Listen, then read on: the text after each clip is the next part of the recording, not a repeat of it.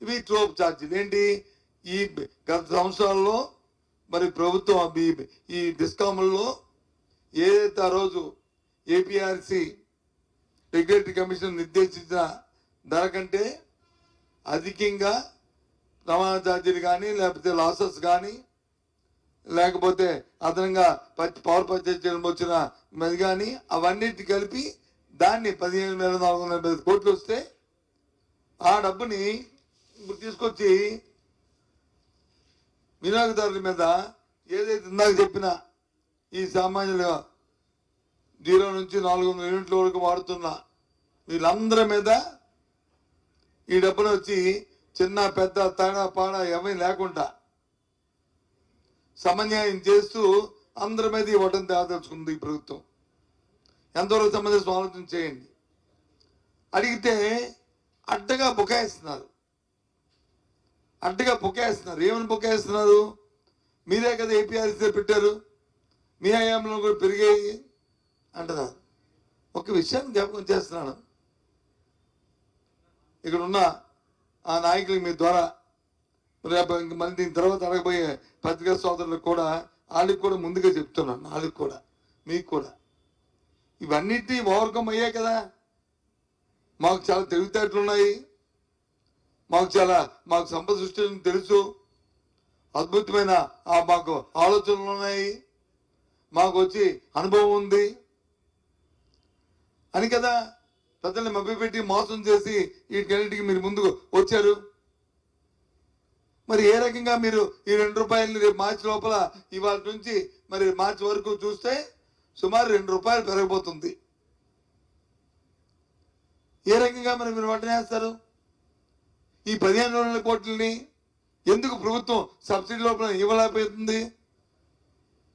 ఎందుకు ఇవ్వబోతుంది? ఇవ్వచ్చు కదా, ప్రభుత్వం సబ్సిడీ చేయొచ్చు కదా, ప్రజలకు భారం పడకుండా చేయొచ్చు కదా. ఎందుకు చేయలేదు? కారణం ఏంటి చెప్పండి. నేను ప్రజల తరపున అడుగుతున్నాను, ఓ ప్రతిపక్ష పార్టీగా మేము డిమాండ్ చేస్తున్నాం. ఈ డబ్బుని తక్షణమే ట్రోప్ ఛార్జీని మీరు ఉపసంహరించుకొని ప్రభుత్వమే వెసులుబాటు చేసి ఈ 15,475 కోట్ల రూపాయలని ప్రభుత్వం డిస్కాములకి వచ్చి చెల్లించి ప్రజలకు ఉపశమనం కలిగించాలి. ప్రజల మీద వచ్చి ఒత్తిడి తేగకూడదు, ప్రజల మీద వచ్చి దీని భారం పడకూడదు అని మా డిమాండ్. సమంజసంగా ఆలోచన చేయండి. మీరే చెప్పారు కదా ఎన్నికల ముందు, ఇదేదో ఎన్నికలు అయిపోయి 5 సంవత్సరాల 3 సంవత్సరాల తర్వాత మాట్లాడుతున్న మాటలు కాదు కదా. ఆయన ఎన్నికలైన 7 నెలలకే మాట్లాడుతున్న మాటలు కదా, 6 నెలల తర్వాత 7వ నెలలో మాట్లాడుతున్న మాటలు కదా ఇవి. దయచేసి ఆలోచన చేయండి. ఏ రకంగా ఉందంటే ఏది మాట్లాడినా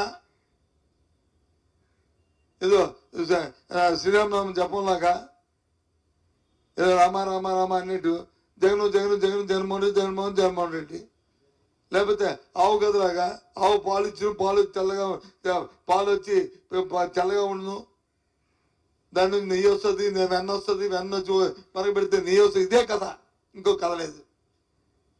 గత 5 సంవత్సరాలు జరిగింది. మరి 5 సంవత్సరాలు జరిగిందని చెప్పి మభ్యపెట్టే కదా మీరు అధికారంలోకి వచ్చారు. వాస్తవం చెప్పండి, అవునా కదా చెప్పండి. మళ్ళీ ఏ రకంగా మళ్ళీ విద్యుత్ ఛార్జీలు పెంచుతారు? మీరు ఏ రకంగా పెంచుతారు? ఇది ధర్మేనా చెప్పండి? ఇది న్యాయం కాదు కదా ఇది.